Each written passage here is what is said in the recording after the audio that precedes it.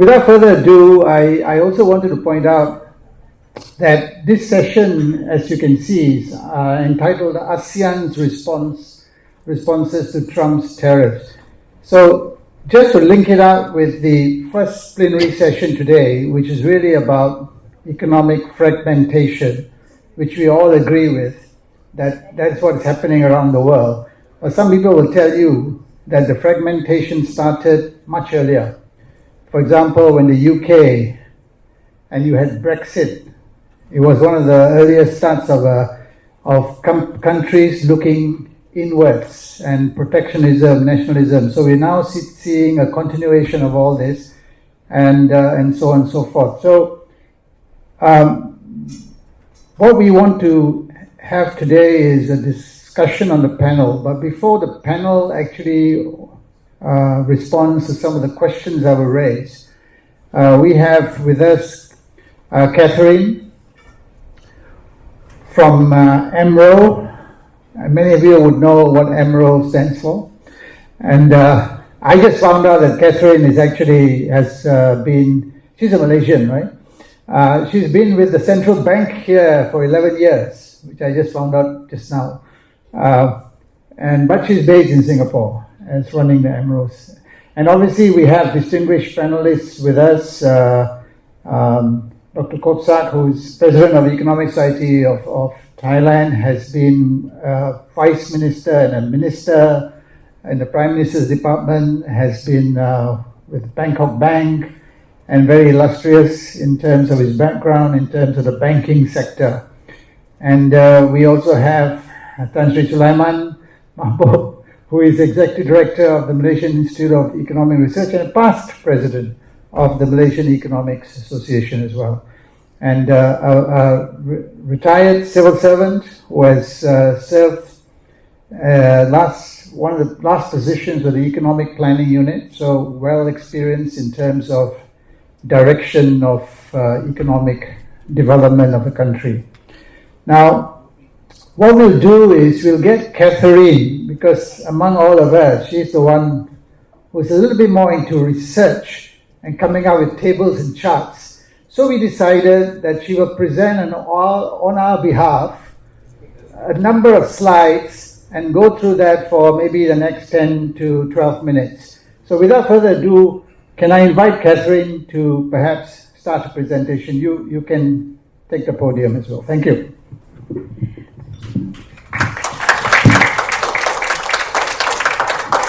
Thank you, Dr. Beer, for that kind introduction. And thank you again, everyone, for still being here after lunch. It is an extreme honor to be here, and I thank FAEA for having me. And it's an even bigger honor to actually represent the panelists to set the background for us before we discuss today's plenary session. Now, if you don't remember anything else, remember that if we're looking at our regional outlook, we're looking at continued growth amid persistent uncertainty. That's the key takeaway. What am I going to talk to you about in the next 10 minutes? Can I have the next slide, please? We're going to give you a quick introduction to EMRO. I do realize that most people do not know what it stands for and what we do. I completely agree. And secondly, we're going to go through an overview of what Trump tariffs have actually meant for our region. Next slide, please. So, first of all, EMRO. Who is EMRO? What is EMRO? We are not a think tank, and we are not an academic institution. We are actually an international organization, akin to what you would have or you would term IMF or the World Banks in those lights. We essentially represent, you must have seen quite a bit of ASEAN plus 3 here and there within my slides here. Who are ASEAN plus 3? It's essentially the 14 economists comprising ASEAN and the plus 3 economists, which you might have heard mentioned a little by the governor this morning. And they are namely China, including Hong Kong, China, Japan, and Korea. So, what do? We contribute to macroeconomic and financial stability in the region. And I promise you that's not just a tagline. We actually do some work here. What do? On my end, we actually conduct macroeconomic surveillance, which means we look at the macroeconomic situation of each of our member economies, and we keep track of the risks and the challenges and even opportunities, and generally the short and medium-term outlook for our economies. We want to gauge when they might fall into crisis, if at all, and be ready for it. and that comes to our second part, the Chiang Mai Multilateralization Initiative. That is it's a pool of funds that were brought together after the Asian financial crisis, and it's our responsibility to help manage and ensure that this fund can be dispersed appropriately and is utilized to support the region. We are headquartered in Singapore, as Dr. Veer has mentioned, and for most of your economists here, you will probably be our member, and you'll be represented by your Deputy Finance Minister and your Deputy Governor from your respective central banks. Next slide, please. You can find our publications here. The first two are our flagship publications, and we do annual consultation reports where we visit every economy on an annual basis, if possible, to get a gauge on the health of the economy every year. We also have thematic researches, and we also have data tools that you can explore. Next slide, please. Now, let's zoom in a little on ASEAN Plus 3. Let's talk a bit more and put some context and some numbers to some of the things that we've been talking about for the first half of the day. How big is ASEAN Plus 3 and how significant are they? Long story short, we're actually pretty big. How big exactly? Almost the size of the US in terms of nominal GDP, and on track to surpass it by this year if growth projections were correct. Essentially, we account for about 30% of global GDP and close to 30% also of global trade. And I understand our audience here today are probably more interested in ASEAN within this. ASEAN is a much smaller proportion of this. You would see that on the chart on the far right here, with nominal GDP about 4% of global GDP and trade close to about 10%. So ASEAN Plus 3 is an important region within the world, and ASEAN is an important component within the ASEAN Plus 3 grouping. Next slide, please. In terms of growth and outlook, the region has grown faster than global growth for the last 2 decades and is expected to continue to do so for the next 2 decades. You can see that on the chart on the right. On your far right, we contribute on average about 44% of global growth.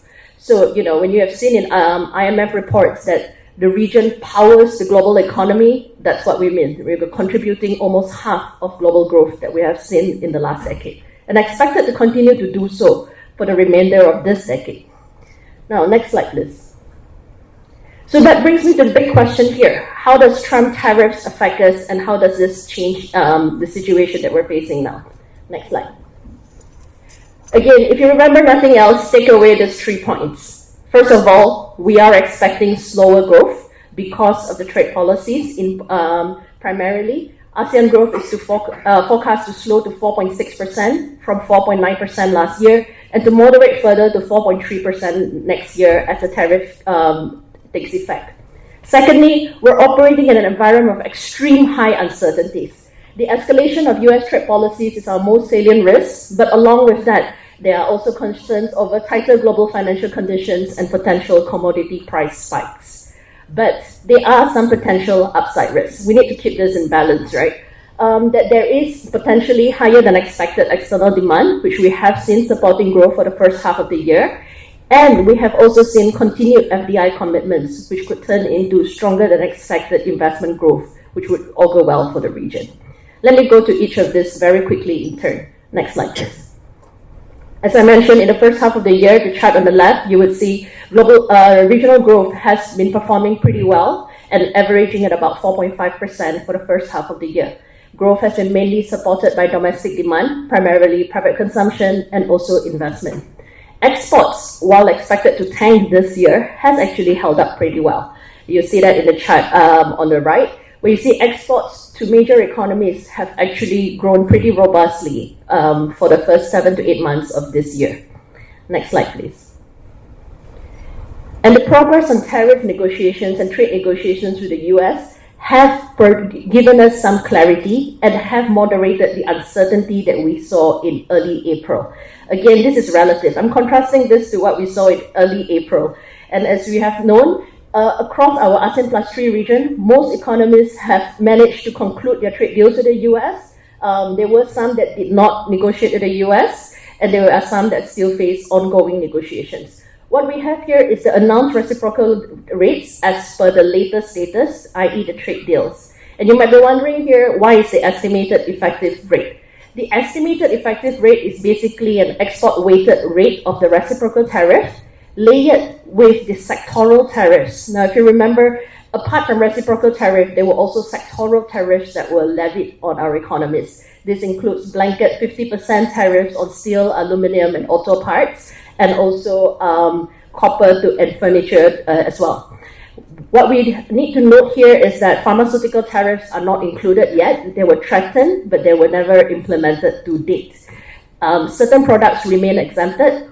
The key one to us is, of course, electronics and semiconductors.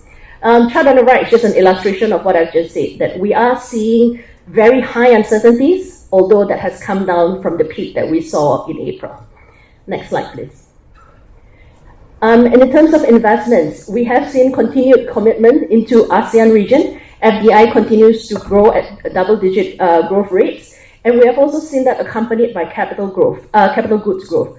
What this essentially means is that there is still continued interest in investing in ASEAN. We do not see a hollowing out of investments from the region, which was what was initially feared when the tariffs were first announced. What remains to be seen is if this would translate into higher growth and higher productivity later on, which would definitely be for the best of the region. Next slide, please. As such, collectively, this is our forecast as of early October. It's only been 5 weeks to date. This is essentially what we're looking at. That growth is expected to still be rather sustained for this year, but we're going to see the bulk of the impact coming in next year. Why would growth still be strong this year? Apart from the facts that I mentioned earlier, where growth is supported by domestic demand, the tariff uncertainty has somewhat moderated compared to where we were. And there's also, more importantly, the fact that tariffs were on pause for the most part of this year. And that with the conclusion of the trade deals, you expect the bulk of these tariffs to actually kick in towards next year. And that's why we expect growth to moderate to slightly below 4% for the region as a whole by next year. And we'll see the same kind of trajectory for ASEAN as well.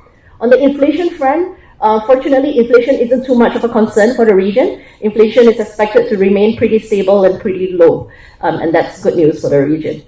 Next slide, please. But despite the tariffs that has been levied on the region, which has been pretty significant and averaging at about 20% so far across the board, we want to question whether this is something that we should be alarmed about. And for that, we actually say that, the region is pretty resilient, and this is anchored on 3 different reasons. First of all, if we look at it structurally, domestic demand has become a bigger contributor and a bigger driver of growth for the region in the last 2 decades. We have seen the chart on the right, where domestic demand used to account for about 60% of regional growth. It is now closer to 70% today. What this essentially means is that exports, while it does affect our growth, it's not going to clobber us anymore, unlike it did, say, about 20 or 30 years ago. Now, next slide. Second reason is that at the same time, we are still a pretty small and open region, ASEAN as a whole, right? But we have also deepened intra-regional trade. The chart that you would see on your left is that trade with the US has actually moderated over the last 2 decades, going from about more than 20% to stabilizing at about 15% currently. Intra-regional trade, that is trade with ASEAN and the ASEAN Plus 3, is 3 times higher this rate at close to 45%. So across the board, we have diversified our export market and we have deepened intra-regional trade. And a lot of people used to complain and say, yeah, but ASEAN deals with intermediate trade. All these are intermediate trade. You are still catering to the US demand. And for that, our response is the chart on the right. That if we do look at it in terms of value added, which means final demand, you would see that China has actually surpassed the US in terms of the destination of exports by final demand. China now accounts for 14% of our exports in terms of final demand, compared to 12% for the US. So yes, the US is still an important trading partner, still an important export market, but we have increasingly increased our resilience towards any excessive exposure to one particular country. And the last point, next slide please. If shocks were to occur, it is reassuring to know that we actually do have the policy space to respond to these shocks. Over here, you would see us putting our economies together in a matrix of sorts to see the fiscal and monetary space to respond to any short-term shocks. And for most of our economies, they are in about moderate to ample space when it comes to fiscal and monetary space. Essentially, what this means is there is room for monetary policy to support growth, and there is also further room for fiscal policy to support growth if the adverse risks were to materialize. And just very quickly, let me take a look at the medium-term landscape. Next slide, please. That's all fine and dandy for the short term. Basically, we're just saying we will be able to weather the shocks in the short term. But looking ahead, we must also look at ways to increase our resilience towards not just a tariff shock, but any other further shocks that could come our way. And for that, we have three different proposals here. First of all, there is room for us to tap on our services trade. Services trade within the region accounts for only about 20% of goods trade at the moment. There is definitely room to increase this further. Secondly, we should invest more in each other. Intra-regional investment is still pretty low compared to the investments that we're seeing from US and also EU. Partially a legacy issue, considering we're an FDI hub for more than 100 years now. And lastly, the third chart there, you would see that ASEAN Plus 3 is actually home to some of the most innovative economies in the world. 4 of our economies within the region rank in the world's top 15 most innovative economies. What we can do as ASEAN is to leverage on the spillovers from these economies, to deepen the integration with these economies and create this tech-driven investment opportunities that should reside within the region. And finally, let me just conclude with the last slide again. Here, again, broadly, short takeaway, we are seeing slower growth. We are operating in an environment of high uncertainties, but it's not all bad news. We do have some potential upside to growth in the short term. Let me stop here. Thank you.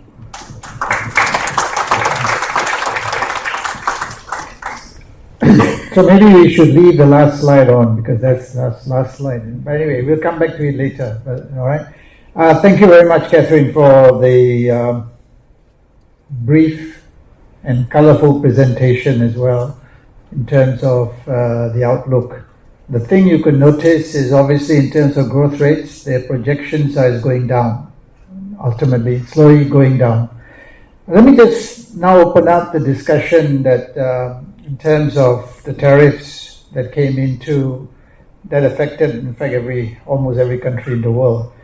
That's because Trump always, when he takes office, he always does something first to get noticed. All right. So anyway, so when the tariffs were announced by Trump on Liberation Day, as they call it, I just wanted to ask the panel, what was their view in the context of ASEAN not presenting what I consider a united stand against these tariffs as a group? Because we call ourselves a grouping, but we didn't find ASEAN standing up as a group. So I wanted to ask Dr. KOBSAK and then Sulaiman and Catherine, you feel free to chime in if you want to, because I thought you're free to talk as well. So perhaps, Professor KOBSAK, perhaps you could give us your... Thank you. Thank you very much for inviting me to be here. And I would like to share my personal view and also the view from Thailand, what we have been facing with. I think this year has been quite a difficult year. I mean, I work at the largest commercial bank in Thailand. I remember that at this time of the year, we have to prepare for annual planning. And we look toward 2025 and we thought this would be a good year. I mean, we made a good forecast for the country, good forecast for the business. And then suddenly, new president come, and then everything turned upside down, and the plan no longer happened. In fact, the bank thought maybe loan growth will grow at 3-4%, but now 9 months passed by, the loan growth is negative 1.2%. It's not normal for commercial bank to have negative loan growth, right? It really reflects something, and we think it's quite. We also very agitated and also very much concerned of what will be the outcome of the reciprocal tariff for Thailand. We very much surprised on the 2nd of April when it came out. Thailand 36%, We thought, what have we done to the US? and what are the items that we charge them so much? Because he said 72%, right? I mean 36 is half of what we charge them. So I was thinking exactly what kind of product that we have done wrong to the US. We cannot find one. Well, some, but not many. On average, maybe 10%, right? But not 72%. But then to return to the question from you, why don't we present them the united front? There's I think two aspects. One, I think the US also would like us to be separate. It's much easier to negotiate when you negotiate one by one, especially with the weak guy like us, right? The weak guy like us. So he would like to keep us apart. But at the same time, I can also have to confess to you, I think even though we come from the same region, we said ASEAN, but in fact, ASEAN country is mostly individual. I mean, if you go to Europe, you said, I come from Europe, right? But in here, you never said, I come from ASEAN. Never, right? You always said, I come from Malaysia, Singapore, Thailand, right? But never said, come from ASEAN. So in fact, deep down, I think we also very much competing. For example, Thailand competing with Malaysia, and also Vietnam is also competing with Thailand. So everyone competing. So we hope that we should get better than our friend. When we negotiate, we try our best, right, to get the better. So we, even though now, just one more minute. Even though now, we always say that Thailand better than Vietnam by 1%, right? So this is exactly how the spirit of competition inside. So we are competing, but then that's exactly why I mean the US found room so that they can separate and then divide and conquer, and then at the end everyone gives the US the same thing. We open up the whole market, and then so I think. Thank you. Perhaps Sulaiman? Thank you, Dr. V. I used to call him Dr. V, so I feel comfortable if you don't mind, Dr. V. Fellow panelists, thank you very much to the association of ASEAN Association of Federation ASEAN for the decision to inviting me to make some remarks. My quick answer to you, Dr. V, is that it's almost like a natural progression to PSC, because multilateralism, when we have WTO putting all the trade disciplines are sort of weakened down. So the only thing of that moving to regional grouping like free trade agreements, from big multilateral 127 nations thereabouts, it becomes just about 6 or 7 nations. So the next thing is what we are very fearful of in those days is bilateralism. And now we are facing, most of the countries we are facing now a big superpower, United States, right? Most of them, it's the third largest market from this year as a whole after ASEAN and China. So we are sort of, I don't want to use the word forced, Dr. V, because what our politicians spoke about is forced. Somebody say fire, need a royal commission to check the state. What I can see is that we have got to protect our market. So we've got to join the discussion with Trump. We've got to protect our market.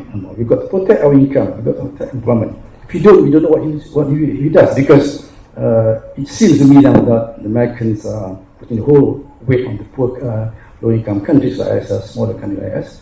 But having heard this afternoon's discussions now, how some countries may use, the national trade is not really a function of comparative advantage or competitive edge kind of thing. It's now using it for power, using power to press it. So it's entirely different kind of formula now, putting a whole weight on other people to open up, to force, to pierce through market access and all this. So I think it's not good.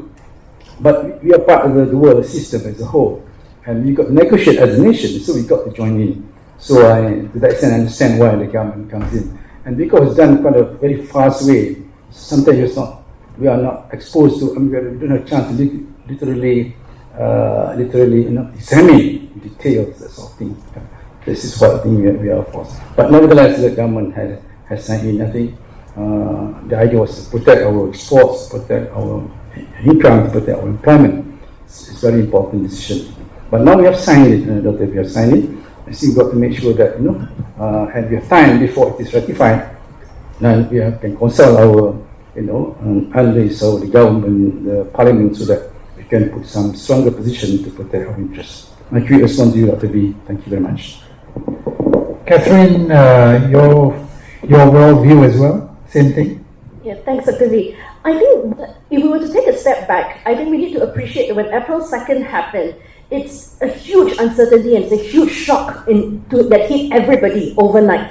And how big is the shock? It's the largest of its kind that we've seen in the last 100 years. To be fair, nobody knew what was going on.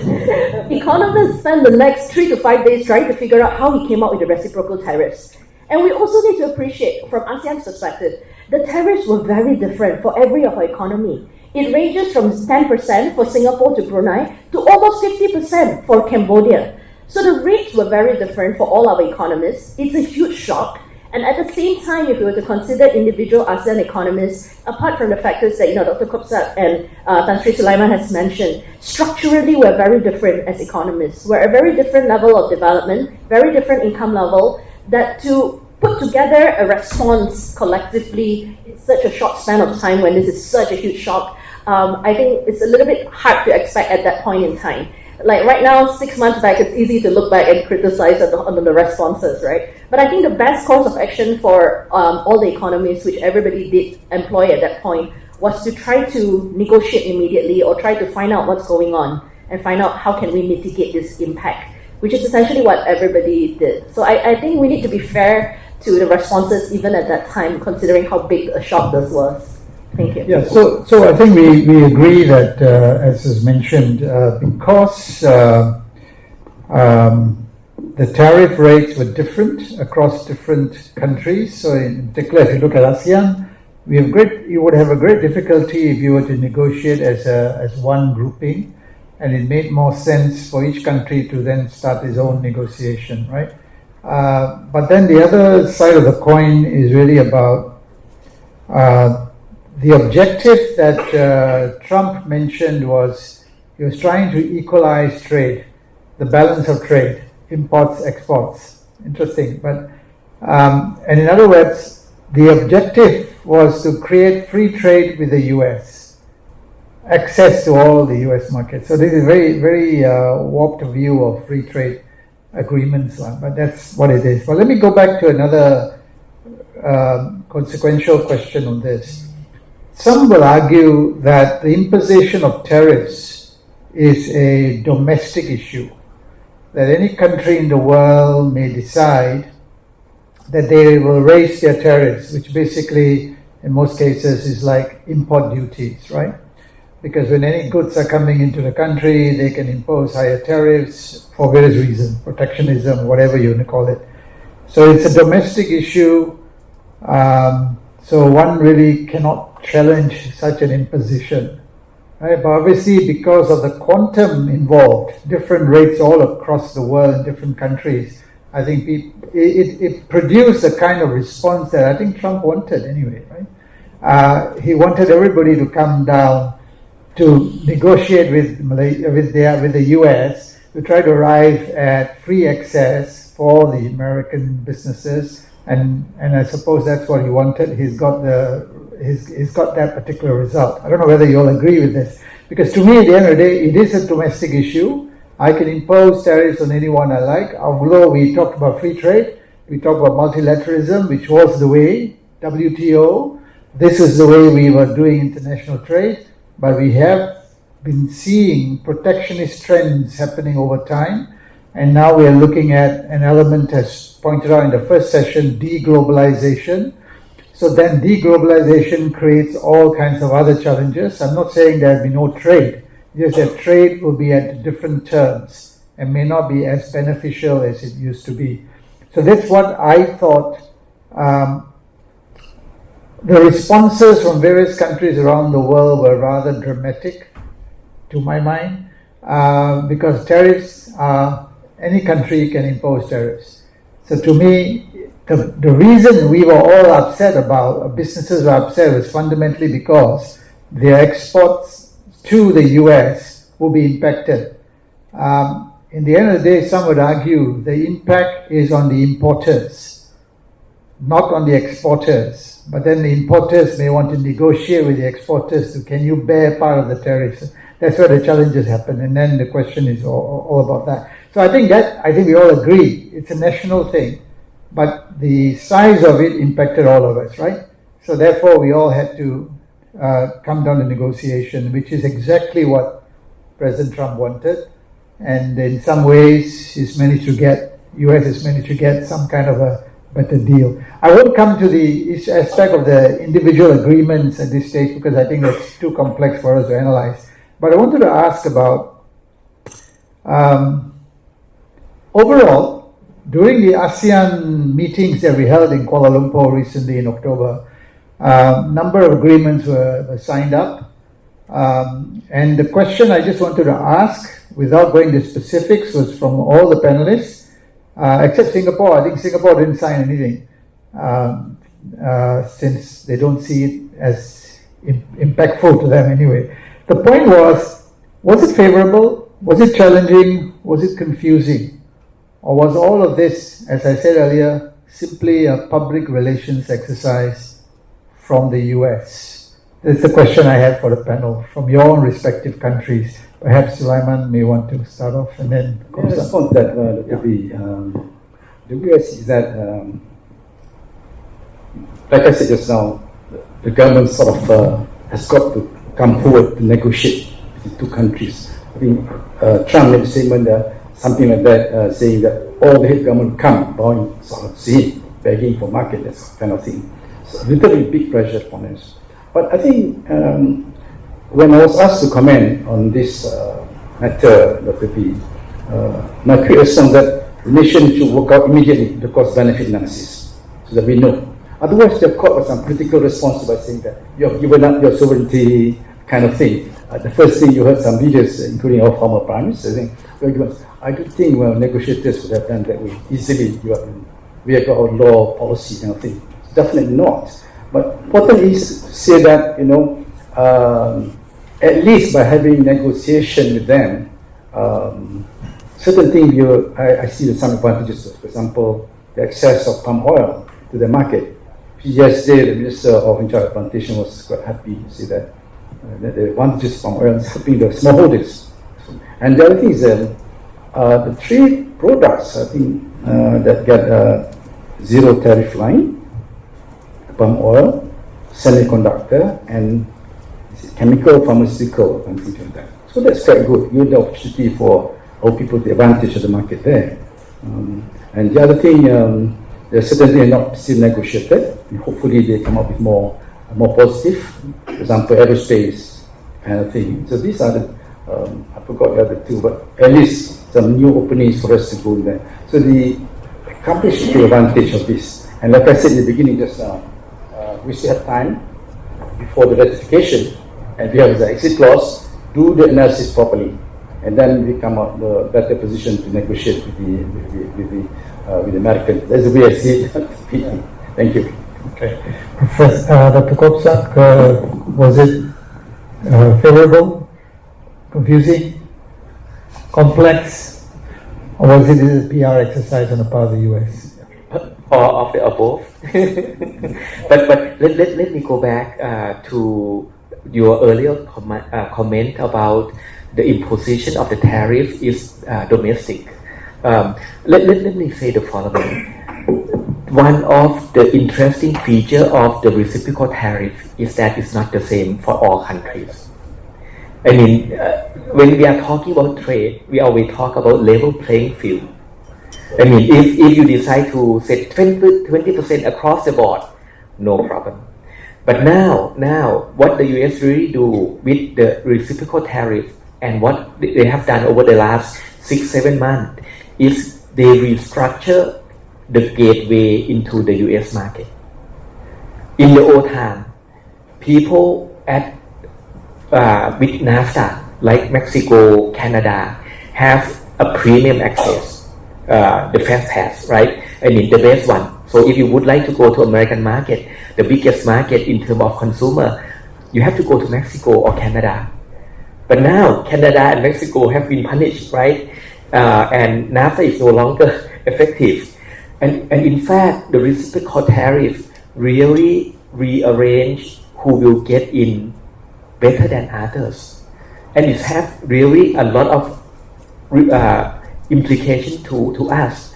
For example, if you look at the number of the trade, people who have been punished the most is China, right? Up until now, China has been one of the most affected. The export of China to US is now negative 20%. But then, export of China to ASEAN improved 17%. And export of China to Thailand is improved 30%. So I mean, it's not because Chinese manufacturers would like to come to Thailand, but they have nowhere to go, right? So because of Trump tariff, Trump reciprocal tariff, they have to look at where would be the place they can put their product to. And in this way, I think it's no longer domestic.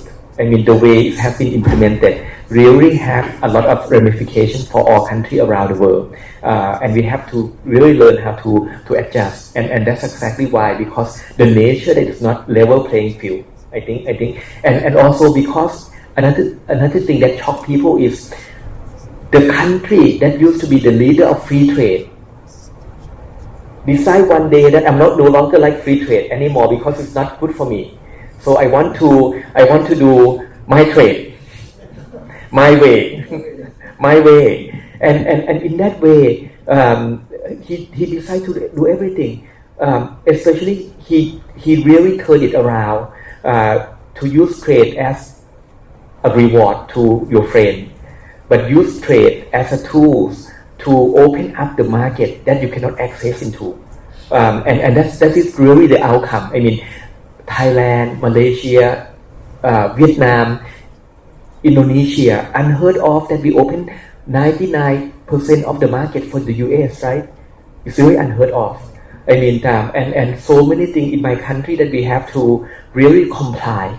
One of the things that they're very upset about Thailand, they send wine to Thailand, and we charge them 70%. And then we have 7 excise tax on the wine. So a total fee would be 400%. so they said, now zero. and that's exactly the outcome turned out to be that he used the trade policy to open up this market, and we decided to comply with that. But at the end, if you ask Thailand on this perspective, whatever we negotiate and we agree to is very important. I mean, the Thai industry very much place great emphasis on this agreement, and in fact, we very much would like to keep the market open and also keep the relative competitiveness of Thailand vis-a-vis our competitor, our neighbor.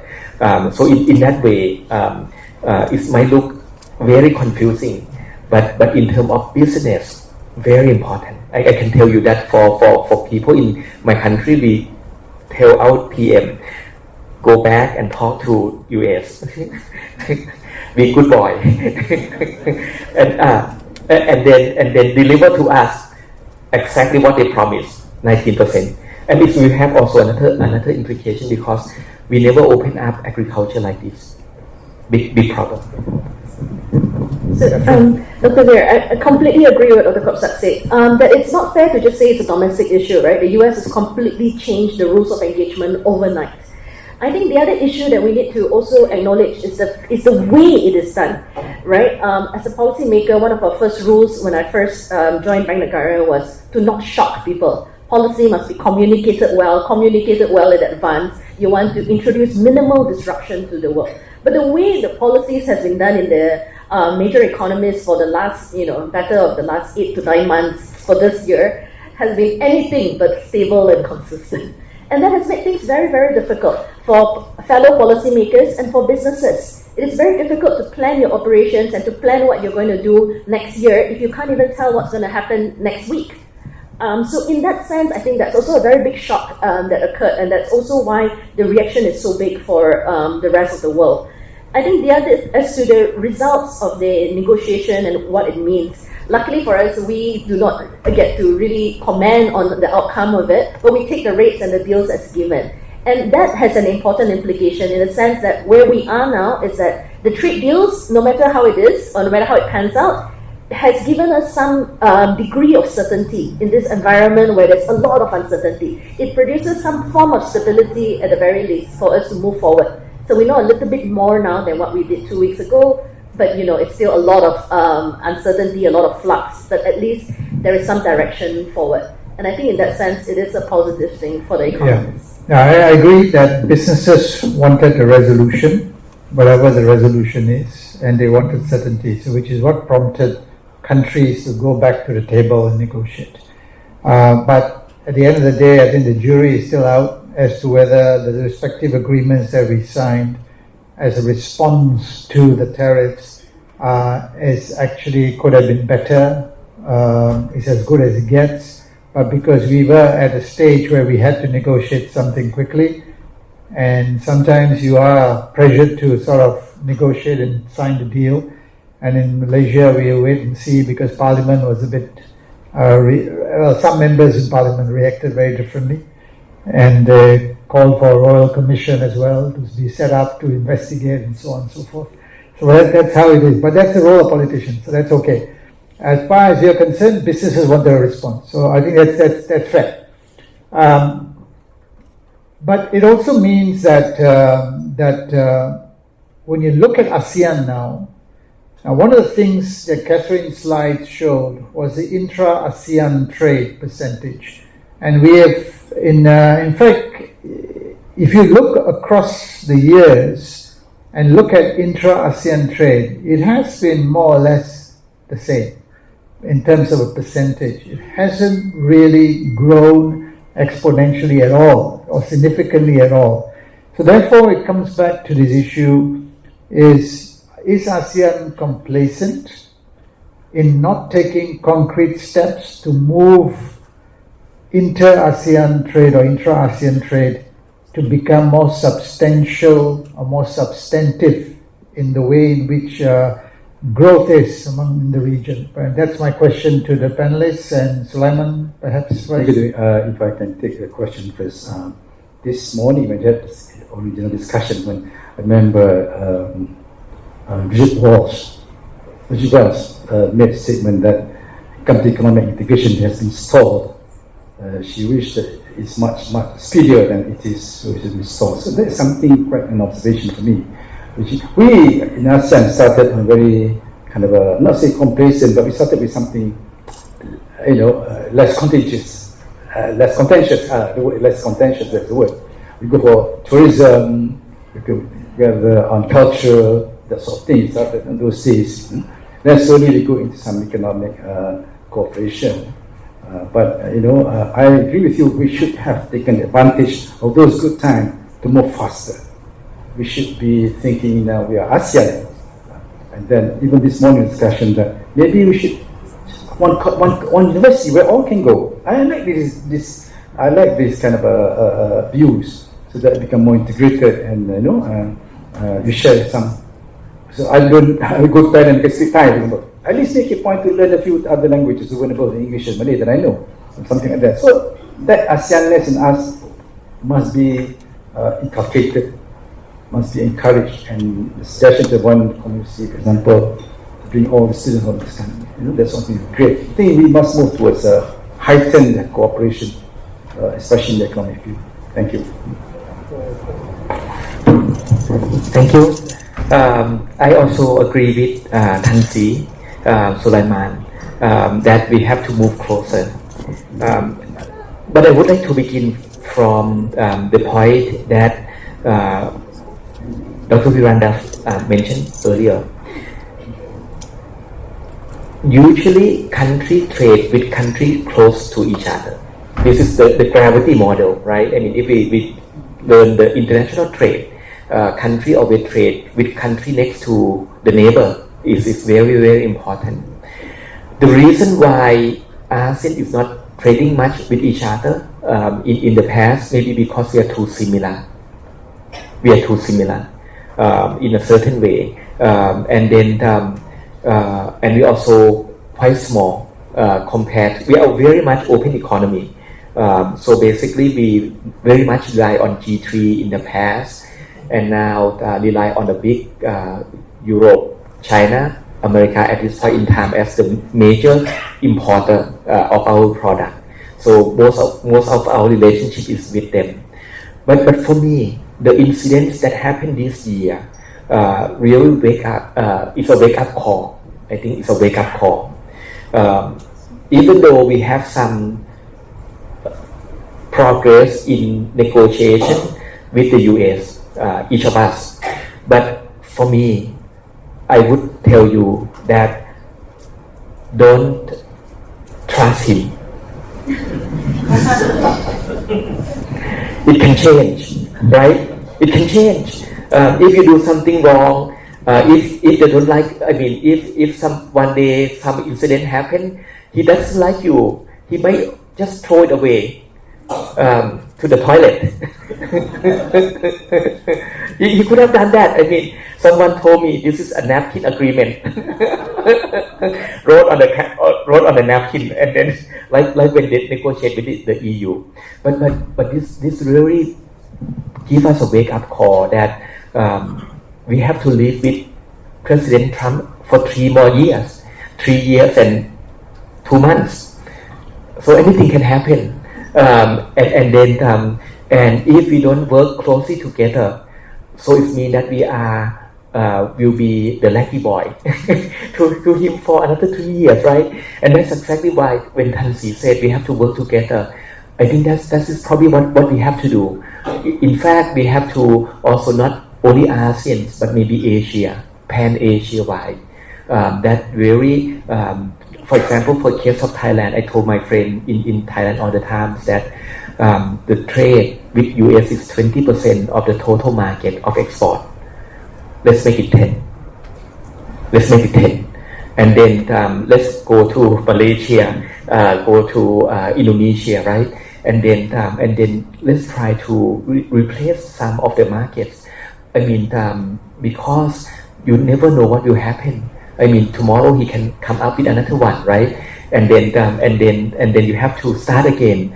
It's not a good life. You would like something. For example, the trade agreement usually is when you agree, it's agree, right? It's done deal. It's done deal.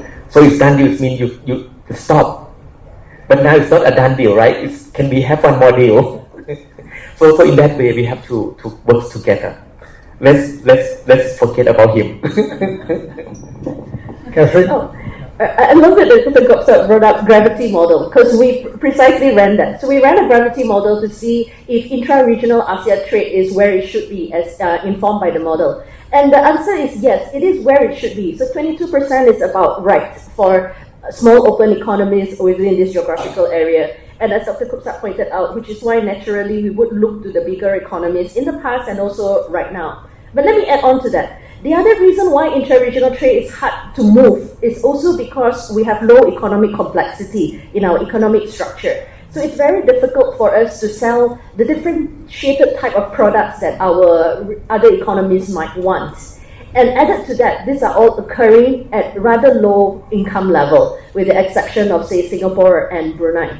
If we contrast this to the EU, let's say, the EU has greater diversity within their economies, and they are all at higher income level and with more economic complexity, which then allows them to have stronger intra-regional trade, such that their intra-regional trade is about 61% of their total trade. That's 3 times higher than what ASEAN has, right? So the natural next question is ASEAN being complacent?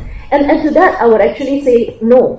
Intra-ASEAN tariffs is actually at 0% for more than 99% of their goods. So we have done a lot on that front. And Artiga 3.0 has actually looked at active measures to address NTMs that Tan Sri Rebecca talked about this morning, right? So what next? What else can we do? For us, the simple answer is that we need to move beyond trade policy. Trade policy has done what it can. It has moved us to where it should be. Next, we need to look into other things. So, for example, we need a stronger, more coherent, let's say, investment strategy on top of the greater social and community cohesion that Tan Sri Sulaiman and Dr. KOBSAK just spoke about. Thank you. So I think you've touched on an area where the sophistication of our markets are not at a level similar to what you see in the EU. And hence that explains to some extent, to a large extent, why intra-ASEAN trade is where it is. So therefore, the natural response to this would be, shouldn't businesses and players see an opportunity to move up the ladder a bit and create and increase sophistication to some extent? I mean, it's an opportunity, I would say, for businesses to take on that particular challenge. And why? Because exactly what Dr. KOBSAK said, that we just don't know what's going to happen.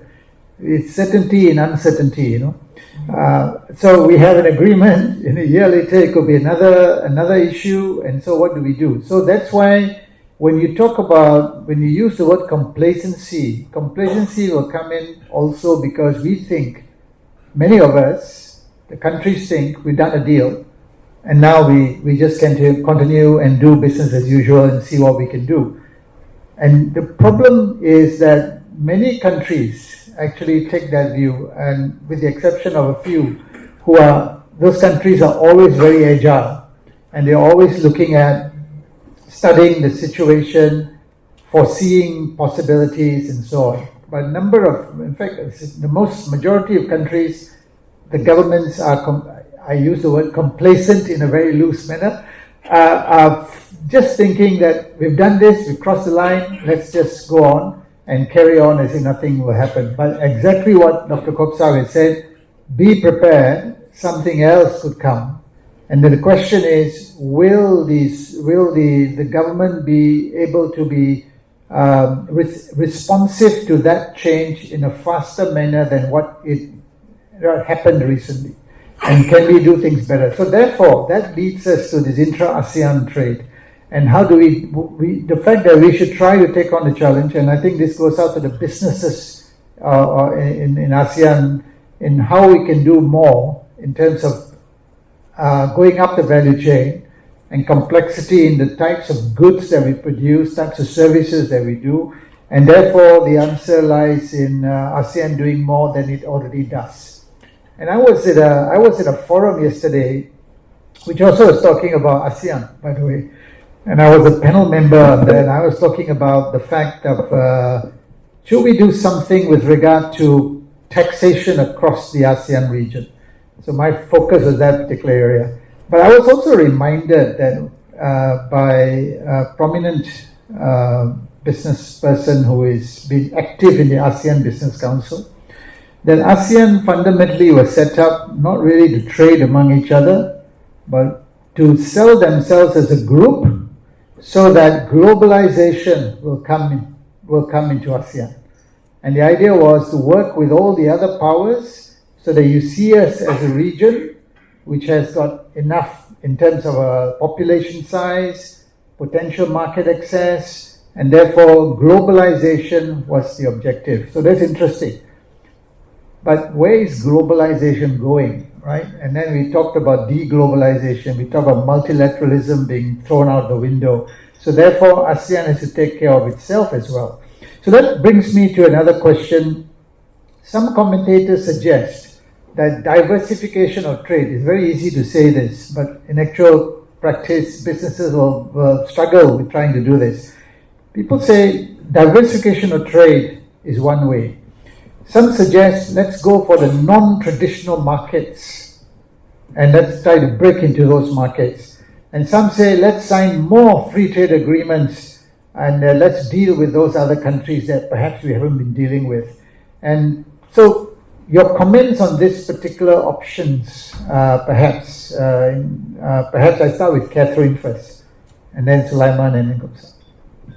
So my response to that is, I think economies should do everything you can in the short term, right? Diversify your market, seek for non-traditional markets. In the short term, the focus is on mitigating the pain.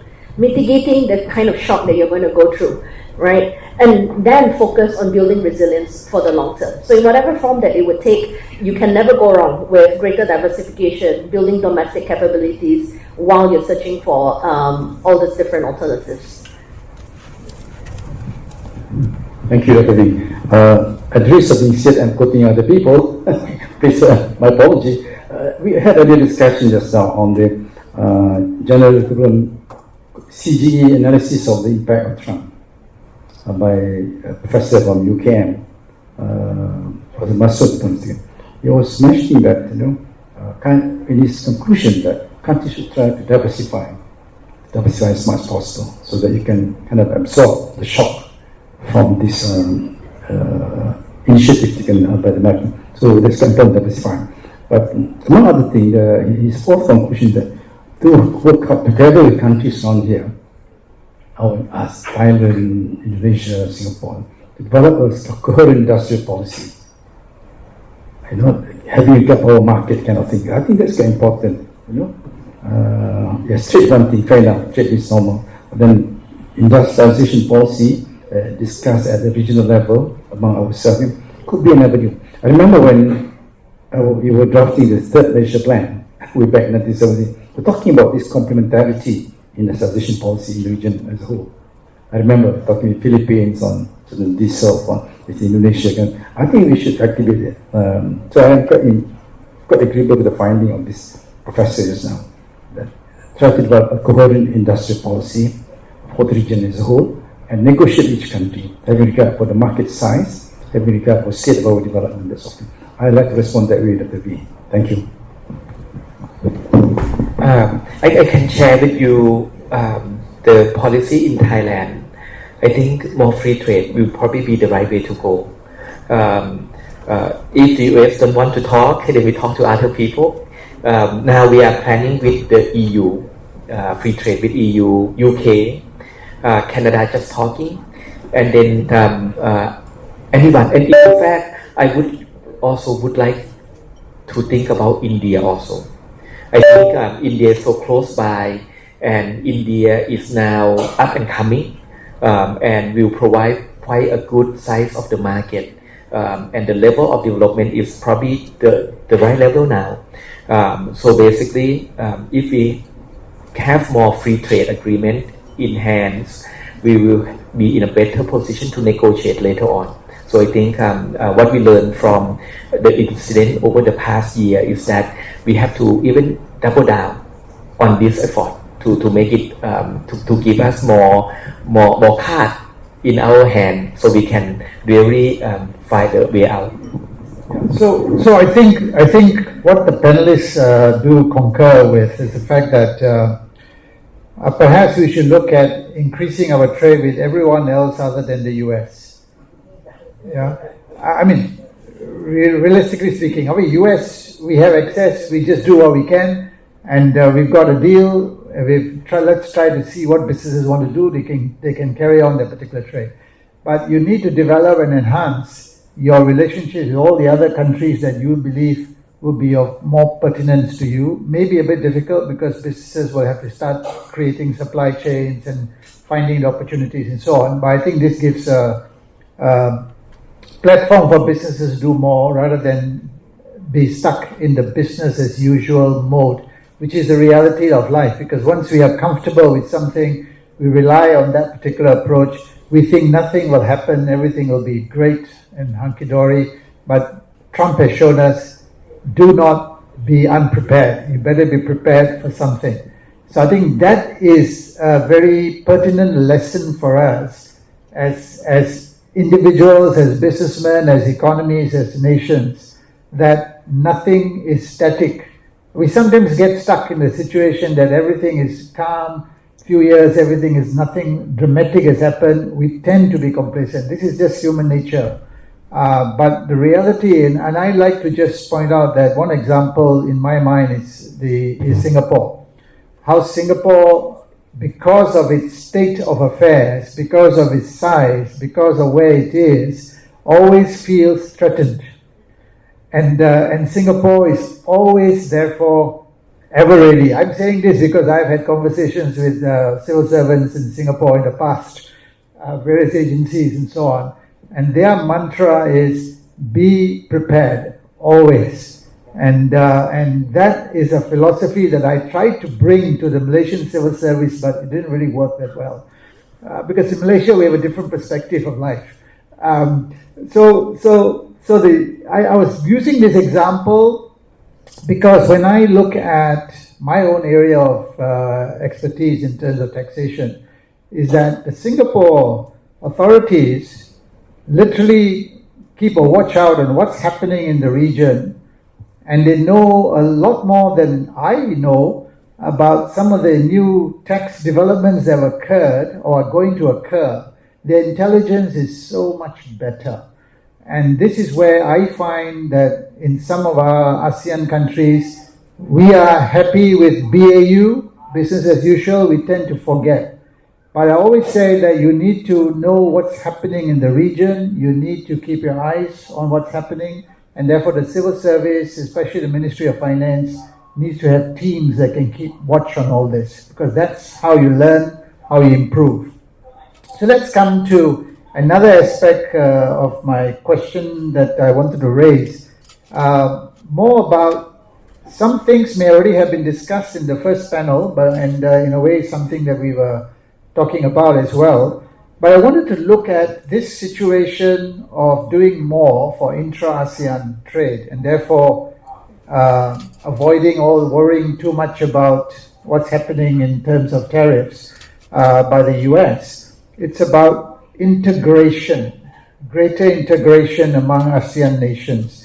And one of the areas I wanted to start off with Dr. KOBSAK was, can we do more in terms of alignment of taxation policies, tax rates, tax systems in some ways across ASEAN. I know the EU is an example, but EU is too advanced. We don't want to reach that level, not necessarily, but we can do something more closer to that. And I wanted to get Dr. KOBSAK's view on this thing about alignment with regard to taxation. I know ASEAN does a lot of work on excise duties, all right, but most of the other things, and also on mobility, they're trying to increase mobility of businesses and so on.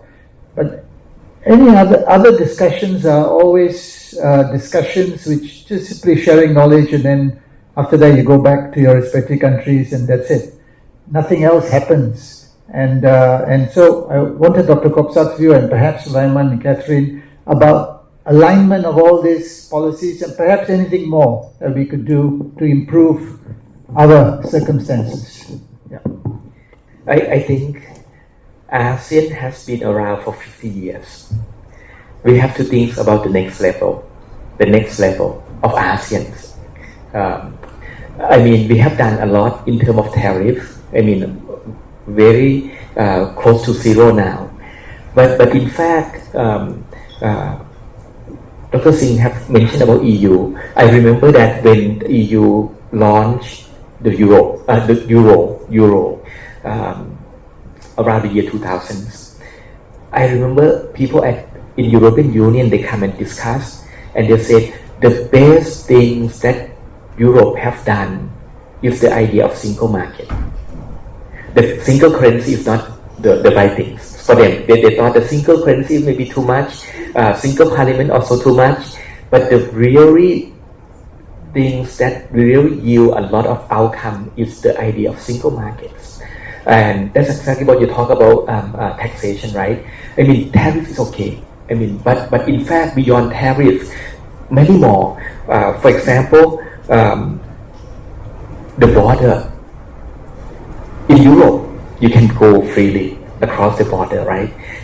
In Asia, in ASEAN, no. We still have a lot of border, a lot of problem when we transmit the product from one country to another countries. We also have a lot of complexities. Maybe the taxation, but I think the code, the custom code, the standard that we can work together. That's exactly why I said the next level. How can ASEAN become a better ASEAN.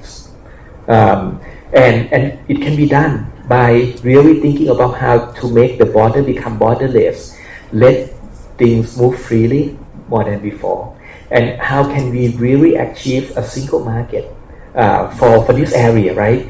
And in that way, it will become a stronger ASEAN. It's not only present ourselves to the world, but now we are competing. We are competing with China, which is very big. We're competing with India, also very big, right? As 700 million, but it's fragmented, not a single whole. So basically, that's why I feel that if we can really come together and think together about what can be, how can we come closer as a family, and how can we live closer to each other. Because I would like to tell you one more thing. Sorry to interrupt. Just 1 second.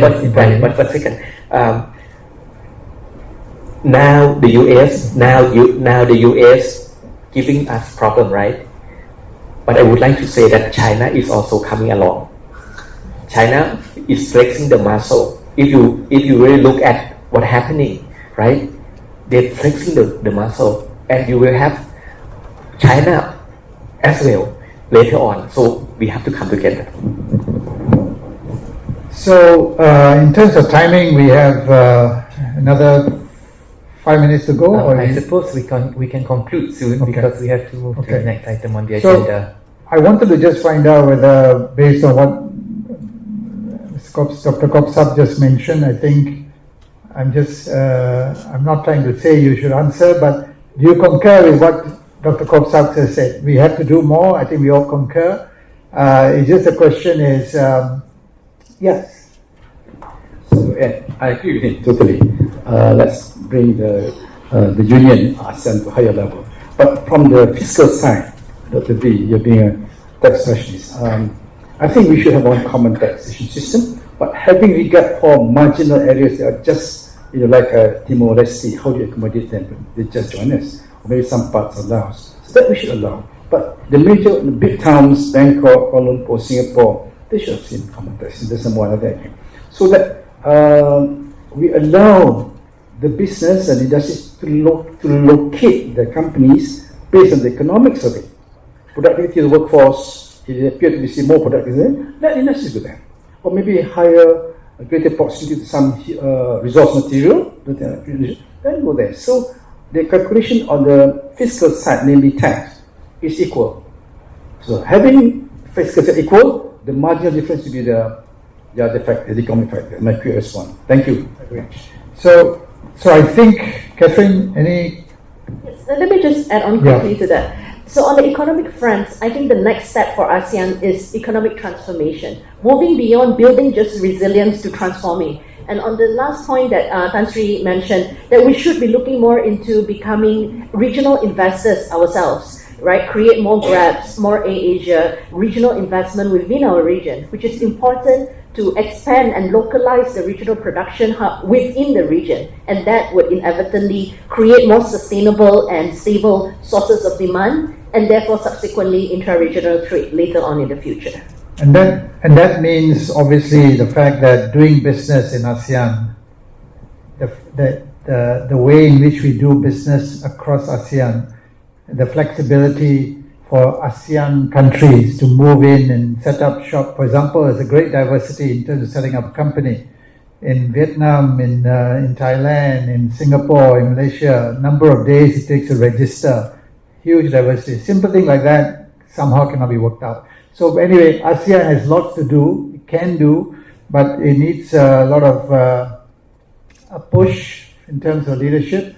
Because our title is Response to Trump's Tariffs, we are now waiting for Trump Tariffs 2.0 to also come around. There could be a 3.0 as well, and there could be a 4.0. So at the end of the day, I think the point made by the panelists was that ASEAN needs to be prepared. We need to be agile. We need to go beyond what we always do, like our leaders shake hands at the end of every the ASEAN shake that they have is all very good visually, but we like to see tangible results after that. So I think that's the conclusion of the panel, and I'd like to thank the panel for their time and their incisive comments, and I would therefore thank everyone and pass it back to the MC.